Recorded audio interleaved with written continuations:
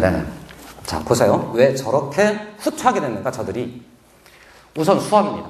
수학은 예전에도 가형, 나형이 있었던 거 아시죠?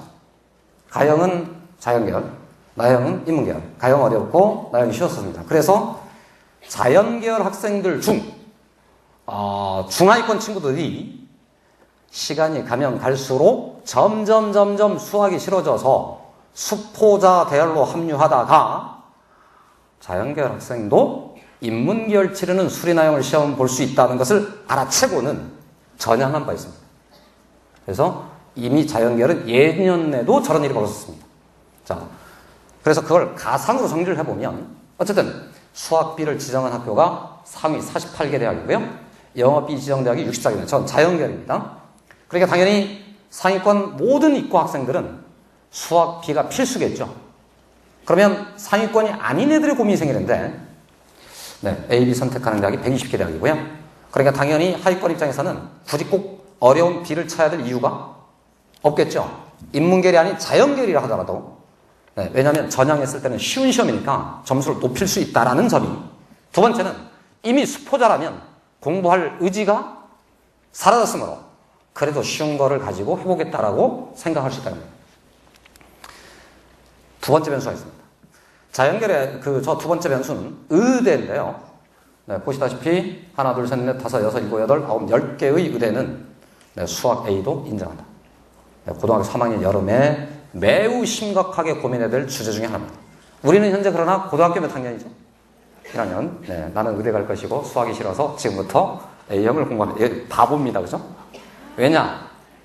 내신 봐야죠.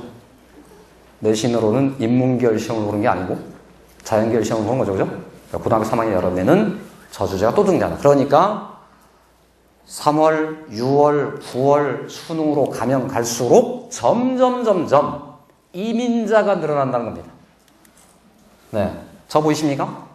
네, 예년입니다. 2012학년도에 저런 일이 벌어졌습니다. 3월 모의고사 수리가 34.8%가 응시했다가 6월에 29.3%로 줄어들었다가 나중에 수능에 갔더니 25.5%로 줄었습니다. 즉 3월 모의고사 기준 수능으로 갔더니 몇 퍼센트가 이민 가더라? 추가로 10%가 이민 가더라. 이거 아시죠? 저런 현상이 이제는 수학에서만 벌어지지 않고 국어랑 영어에서 벌어진다. 자, 국어 가보겠습니다. 자료집 8페이지입니다. 국어 B를 필수로 지정한 대학 52개 대학이고요. 그러니까 당연히 수도권에 있는 거의 대부분의 대학은 저렇습니다. 그러니까 상위권 학생들 입장에서는 어쩔 수 없이 무조건 국어비가 필수입니다. 되죠? 그러면 확정된 게 좋아요? 선택 가능한 게 좋아요? 예전에는 모두가 국어를 똑같은 시험 봤죠. 이제는 상위권은 선택의 여지없이 어려운 B를 봐야 되고 중하위권의 친구들에게는 A, B가 열린다 이 말이거든요. 그러면 첫 번째입니다. 자연계열 및 예체능계 학생들은 국어 B를 봐요? 국어 A를 무조건 봐야 돼요? 네, 우선은 자연계열은 무조건 A고요. 예체능 계열인 경우는 대체로 A를 선택하게 되어 있습니다. 그리고 저거는 이미 벌어진 현상입니다. 그래서 지난 6월 모의평가 드디어 국어 A가 국어 B를 앞섰습니다. 응시자 총수에서. 그러니까 이미 빠져나간 겁니다. 그리고 나서 두 번째입니다. 인문계열에서 국어 A가 가능한 대학이 143개 대학이고 가산점이 10% 미만인 대학이 112개 대학으로서 하위권 학생 중 상당수는 이민의 꿈을 꾸고 있다. 아직도. 그러면 보세요. 저런 현상이 벌어졌기 때문에 국어인 경우는 국어 인문계열입니다. 상위권 학생 입장에서는 선택이 없이 B를 보고 있는데 그동안에 내가 전국 60만 명의 최고 꼭대기에 있었는데 어느 순간 갑자기 아래쪽에서 훅 사라져요. 그럼 이 블럭이 어떻게 되겠습니까?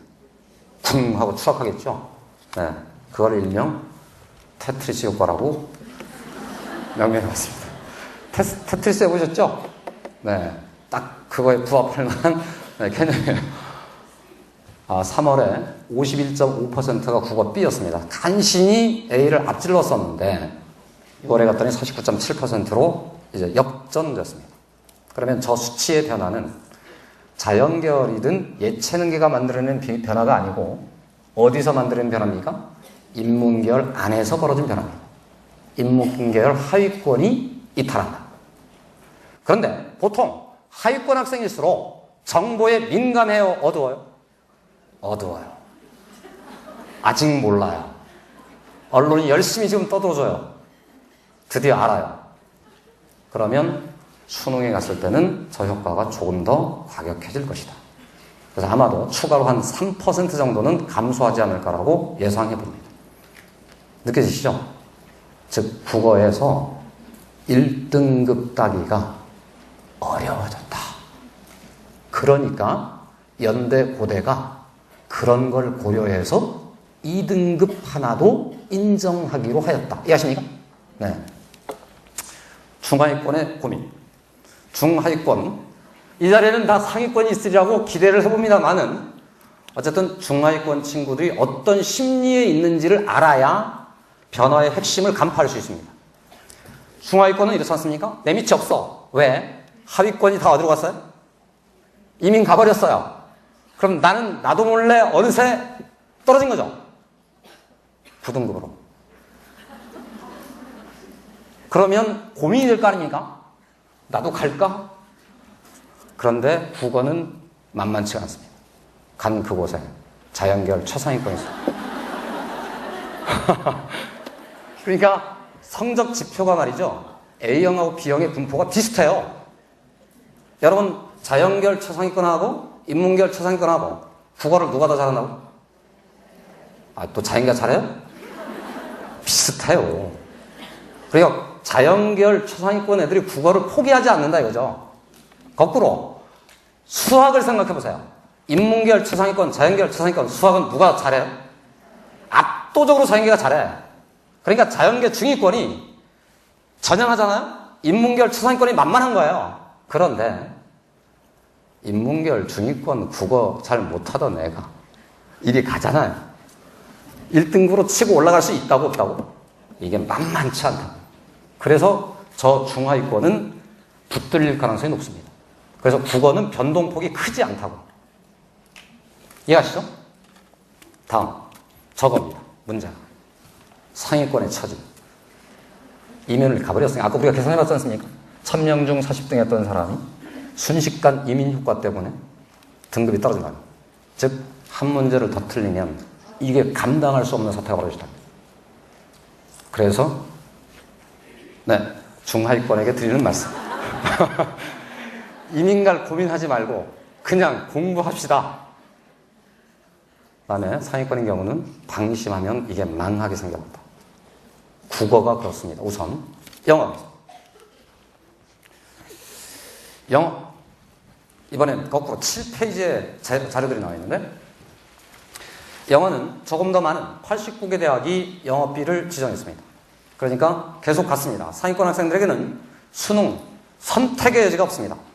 그리고 사실은요, 공부를 잘해본 저로서는 선택의 여지가 없는 게 공부하는데 제일 좋습니다. 공부 안 하면 되니까.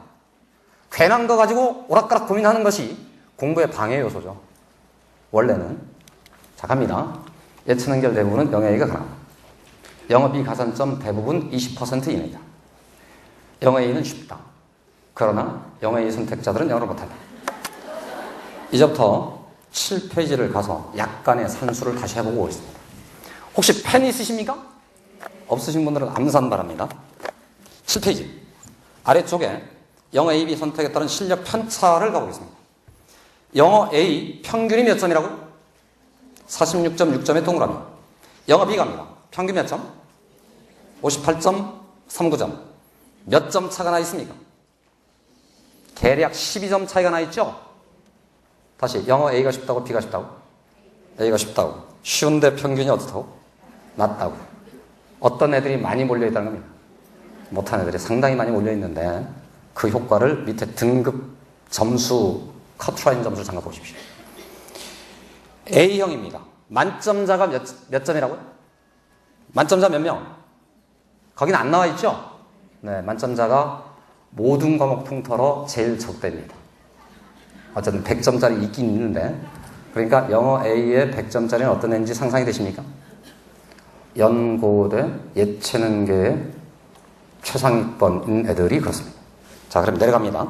1등급 커트라인 점수 보세요. A의 1등급 커트라인이 몇 점? A의 원점수 1등급 커트라인이 몇 점이냐고? 100에서 80으로 전락하는 거예요. B형으로 가보십시오. 1등급 커트라인 몇 점? 느껴지시죠? 즉 B형에는 상위권적으로 따닥따닥 애들이 다 붙어있는 거고, B형으로 딱 A형으로 딱 가면 성기계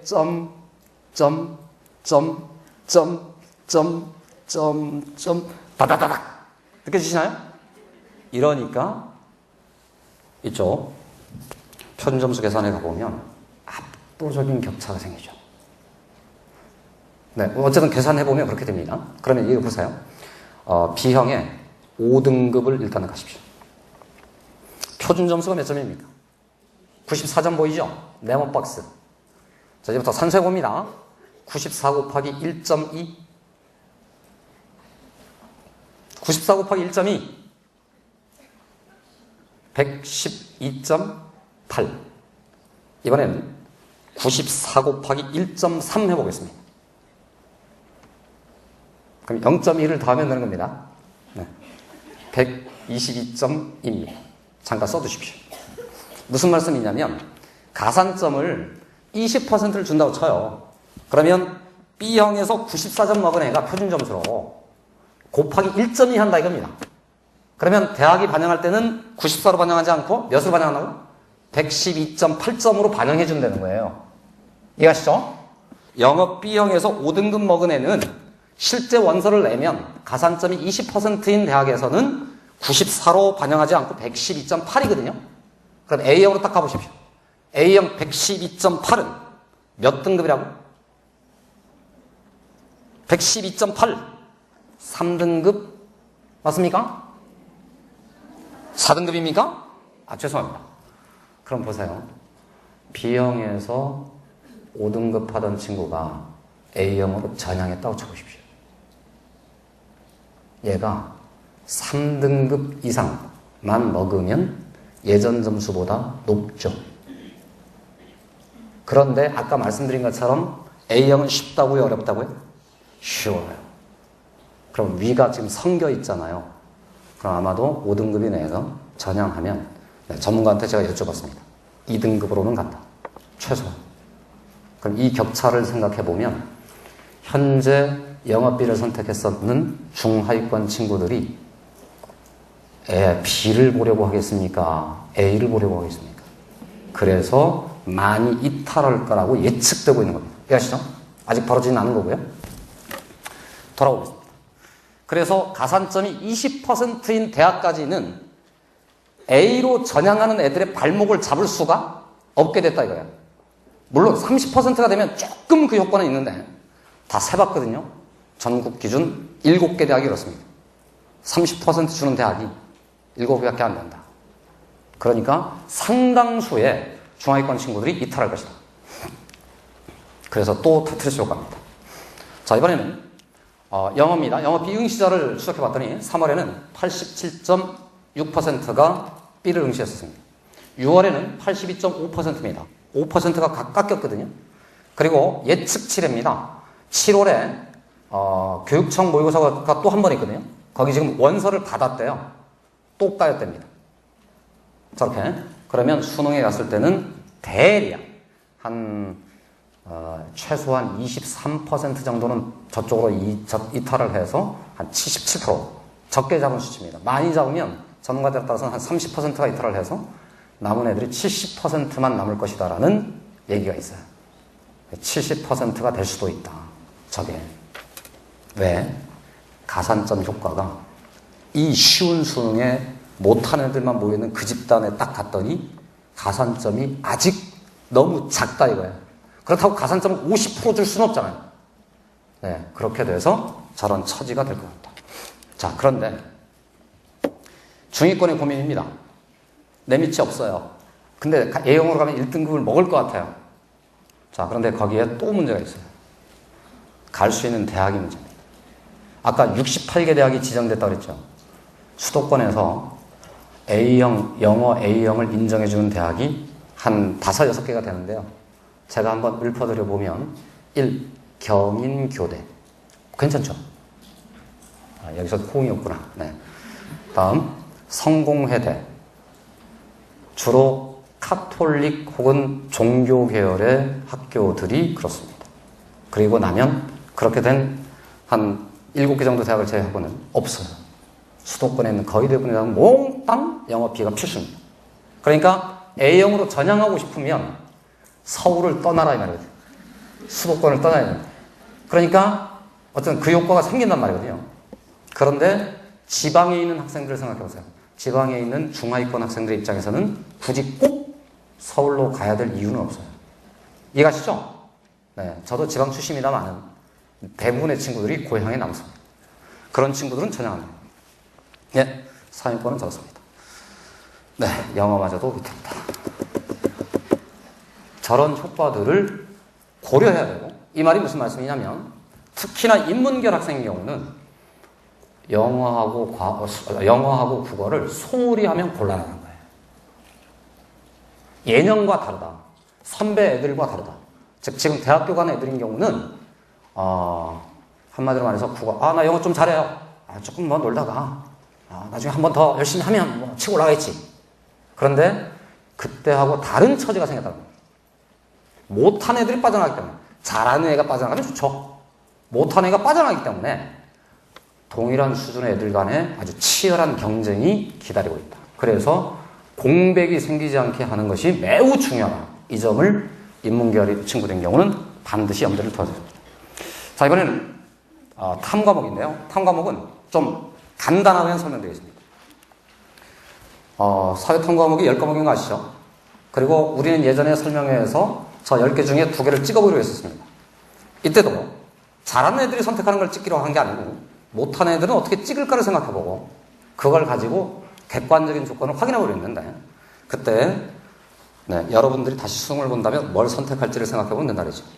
대부분의 하위권 친구들은 뭘 선택할 것이다? 생활윤리, 사회문화. 이해하시죠? 공감이 안 되십니까? 아니, 생활과 윤리는 도덕이잖아요. 공중도덕. 네. 자, 서울대는 국사가 필수입니다. 한국사 필수 더하기 하나고요. 나머지 대학은 어느 대학도 지정한 과목이 없습니다. 그럼 이제 국사를 선택할 거냐 말 거냐인데 다시 한 번입니다. 한국사 선택이 그들만의 리그가 될 수 있다. 무슨 말씀이냐? 2013학년도에는 사탐을 몇 과목 응시할 수 있었다고? 3개. 하나는 버릴 수 있었잖아요. 그러면 한 국사 있죠, 국사를 그래도 좋아하는 애들이 있었을 거 아니에요. 점수가 나쁘면 버릴 거니까 어쨌든 학교에서도 하고 그러니까 했단 말이에요. 근데 이제는 몇 과목만 응시한다고요? 오직 2과목. 그러면 2013년에 국사 선택이 43,000명이었는데 44,000명이었는데 줄어들겠죠?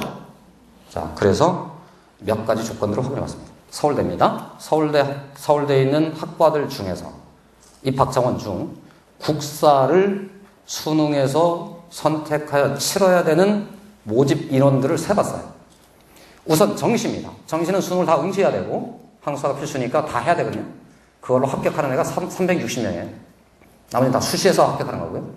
수시 중에서도 지역균형 선발 전형은 273명이고요. 빠진 게 하나가 있죠, 서울대. 뭐가 남아있죠? 서울대는 3종류의 전형이 있거든요. 하나가 정시고 2개가 수시인데 나머지 2개 중에 하나는 지금 저기 써 있는 것처럼 지역균형 선발 전형이고 또 하나가 구술 전형, 즉 일반 전형입니다. 거기는 수능을 안 쳐도 됩니다. 다시요. 그러니까 압도적으로 저 전형에서 합격하는 애 중에 국사를 안 보는 애도 있을 수 있단 말이겠죠. 물론 그런 애는 없습니다만은, 즉 현저히 국사를 꼭 봐야 될 필요가 상대적으로 적어지는 효과는 있다. 그 다음 이쪽으로 내려가 보면 연대인 경우는 아예 지정이 없어요. 그러니까 당연히 한국사에 대해서 조금 선택하는 인원수가 줄어들 것이다. 즉 43,000명 중에 못하던 애들이 상당수가 더 사라지고 매우 적은 애들끼리 그들끼리 경쟁하는 구조가 만들 거예요. 문제가 이겁니다. 나는 한국사를 선택해서 서울대를 가고 싶은데 점수가 좀 애매한데 연대에는 합격할 것 같기도 하고 말 것 같기도 하고 고대는 확실하게 합격하고 그러면 한국사에서 망하면 어떡하나라는 고민이 생길 거 아닙니까? 어쨌건 한국사는 다 서울대 가는 애들이랑 경쟁하니까. 그럼 이제 조금 전에 봤던 최저학력 기준에서 과연 탐구 과목이 있는가 없는가를 확인해봐야 되겠죠. 있었습니까? 없었습니까? 다시 인문계열, 연대, 고대, 수능 최저학력 기준에 탐구 과목이 있었어요? 없었어요? 없었어요. 아, 그러니까요. 한국사를 과감하게 도전해 볼 수도 있단 말이겠죠. 그러나 어쨌든 거기 가면 매우 치열하다. 이 점을 고려해야 되는 사태가 벌어졌습니다. 다음입니다. 자연계입니다. 네, 각각 원투로 4개 과목인데요. 서울대는 서로 다른 2개, 그냥 2과목입니다. 네, 1 플러스 2 또는 2 플러스 2로 지정하도록 되어 있고요. 나머지 대학들은 그에 대한 규정이 없습니다. 1, 2 구분이 없습니다. 즉, 연대는 2과목인데, 네, 근데 1, 1으로 선택해도 된다고 합니다. 그럼 결국 또 고민은 뭐겠습니까? 최상위권이 2로 할 거냐 말 거냐. 이게 고민일 것이고, 서울대가 봅니다. 수시 일반 전형에서는 아까 말씀드린 겁니다. 논구술 전형입니다. 수능 최저학력 기준이 없습니다. 이해하시죠? 수능 최저학력 기준이 없다. 그런데 구술 면접이 학과마다 다릅니다. 네, 학과마다 다르다는 말은 물리학과에서는 수학을 봐야 되고 물리를 봐야 됩니다. 당연히 생명공학과에서는 뭘 보겠습니까? 그러겠죠. 화학에서는 화학 필수겠죠. 지구학 관련 학과에서는 지구학 필수겠죠. 공대 한번 상상해 보십시오. 기계항공 우주공학과 어쩌겠습니까? 수학 필수 더하기 전공 적합성 이렇게 되어 있어요. 그러니까 당연히 자기가 지원하는 학과의 상태에 따라서 공부를 해야 될 2 과목이 달라지겠죠. 구술 면접에서 어쨌든 합격하려면 저는 이 나라 최고 학부의 최고 엘리트를 꿈꾸는 자로서 그러면 당연히 2까지도 제대로 공부해왔어를 어필해야 되겠죠. 네, 그래서 학과에 대한 생각을 고려해보고 있어야 합니다. 최상위권입니다. 네, 2를 선택할까 말까를 고민할 때 일반 전형 지원 학과를 생각해봐. 다시 한 번입니다. 최상위권 학생들 중 자기의 지망하는 학과에 따라서 어느 과목을 2로 지정할 것인지를 결정해요. 물론 서울대를 이미 마음속에서든 머릿속에서든 다 지워버린 학생은 1으로 선택하겠습니다. 그죠? 당연히 그들은 저 8과목 중에, 즉 1으로 깔려있는 4과목 중에 뭐뭐를 선택할 다수가 생물하고 과학원을 대체로 선택할 텐데 최상위권이 된 친구, 즉 의대, 서울대, 연대, 고대 상위권을 꿈꾸는 친구들 입장에서는 2에 대한 고민을 저렇게 해봐야 된다. 하나. 두 번째, 2를 선택을 했는데 2에서 망하면 어떻게 될까? 라는 주제가 남겠죠. 조금 전에 인문계열 학생처럼 2는 어쨌든 잘하는 친구들이 모여서 경쟁하는 거니까 그럼 또 확인해봐야 될 게 있죠. 네, 연대, 고대 최저학력 기준에 가면 과탐이 있었습니까? 없었습니까? 있어요. 연대는 매우 강하고 고대는 그래도 영어 하나로 어쨌건 이게 땜빵이 되는데 그러니까 탐구과목을 선택할 때 2를 선택하는 것에 관해서도 매우 신중하게, 즉 상위권이 어설프게 2를 하는 것은 아니어야 된다. 이 점을 염두에 꼭 두어주시면 되겠습니다. 자, 이렇게 해서 전체적인 제도의 변화 상태하고 이거에 따라서 어떻게 실천적인 결론들이 이끌어지는지를 설명드렸는데 설명 안 드린 마지막 하나 8페이지입니다. 아니, 8페이지 난다. 10페이지.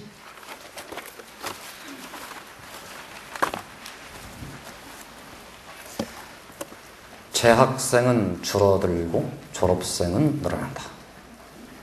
이것도 아시죠? 재학생 표에 맨 오른쪽에 가면요. 수능 빼기 6월이 있어요. 2013년에 73,674명이 수능을 안 본 겁니다. 6월에 모의고사에 응시했다가 수능에 응시한 인원수가 깎인, 즉 사라진 인원이 그만큼입니다. 밑에 보시면 알겠지만 수능에서 재학생이 줄어든 이유는 1. 수능을 아예 고려하지 않는 중위권 이하의 대학에서의 수시에 이미 합격해버린 애들. 이미 아예 수능 공부를 안 해도 되는 애들. 그 다음에 수능을 아예 포기하고 직업 전선으로 가게 되거나 이런 친구들입니다. 그런 인원 수가 약 7만 명. 밑에 재수생 갑니다. 똑같은 표에 수능 빼기 6월을 넣어봤더니 69,364명이 증가한 겁니다. 즉 재학생 하위권이 빠진 자리에 누가 들었나고요? 재수생, 반수생. 반수생이죠. 그냥 6월 모의고사를 안 쳤는데 수능을 쳤단 말이 재수생이 아니고 반수생들 있죠. 주로 반수생이 제일 많이 나오는 대학이 어딥니까? 연대, 고대. 연대, 공대 이런 데서는 반토막 난답니다. 여름방학만 되면 학생들이 안 본대요. 반이. 다 이렇게 쏟아져 나온다. 그러면 다시 한번 생각해 보십시오. 조금 전에 했던 것처럼 A, B 선택이 주는 효과 때문에 하위권은 계속해서 이민 가고 있고 누구는 이민 와요. 이렇게 됐다. 즉 1학년 모의고사 성적표 하나 가지고 깝죽대면 곤란하다. 심지어 그 등급 가지고 저 111인데요. 곤란하다. 백분위 수치를 더 세밀하게 들여다봐야 되고 차후에 있을 이 페트리스 효과 및 재수생 효과들을 고려하고 있어야 된다. 그래서 매우 엄중하다는 거고요. 엄중하다는 말은 다시입니다. 인문계열의 경우는 국어, 영어. 제가 수학 선생님입니다만은 아마도 전에 없이 국어, 영어가 상당한 변수 요인이 될 것 같아요. 특히나 국어는 1교시 효과가 있을 거 아닙니까? 1교시 효과 아시죠? 살 떨려요 막 이런 1교시 효과.